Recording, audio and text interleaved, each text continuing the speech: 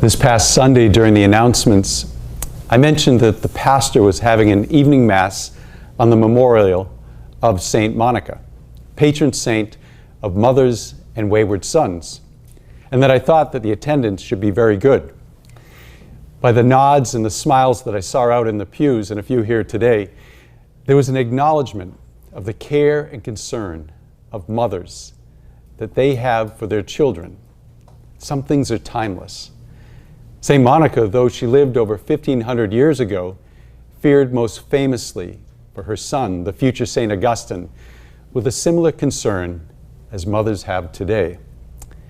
Jesus' words in today's gospel could have been used by St. Monica to convince her son, where Jesus says, "You cleanse the outside of the cup and the dish, but inside they are full of plunder and self-indulgence." By worldly measure, Augustine was a great success.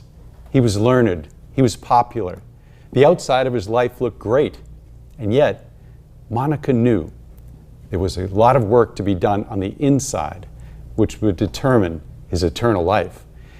So she would pray and she would plot ways to change not only his mind, but his heart.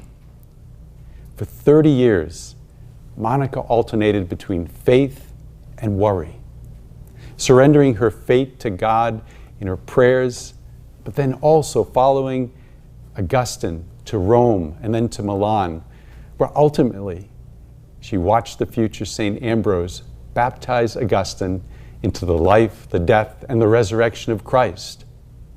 For his part, Augustine would later write that he admired his mother, both for her virtues as well as her ability to overcome some of her flaws, all done through her reliance upon Christ. For example, he tells of her giving up drinking when she realized that she had a problem, as well as dealing with the smaller challenges of life that we all face. Augustine also spoke of her gift of being a peacemaker in the home. You see, her husband and mother-in-law were a pretty tough pair to contend with.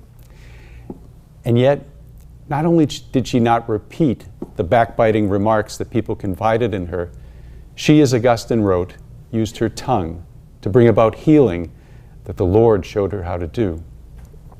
So my brothers and sisters, whether you're a mother who really identifies with St. Monica because of your children, perhaps drifting away from the Lord, whether you're a wife or a daughter-in-law who's in the middle of some cross action in your family, or perhaps someone who's trying to put down the bottle or something else that's harming your life.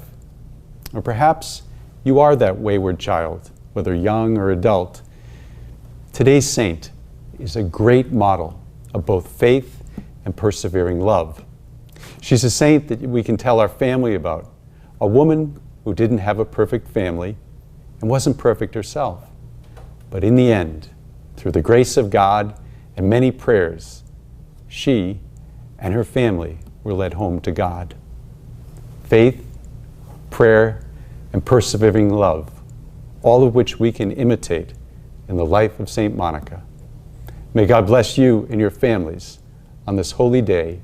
And remember, with our prayers, our faith, and persevering love, all is possible.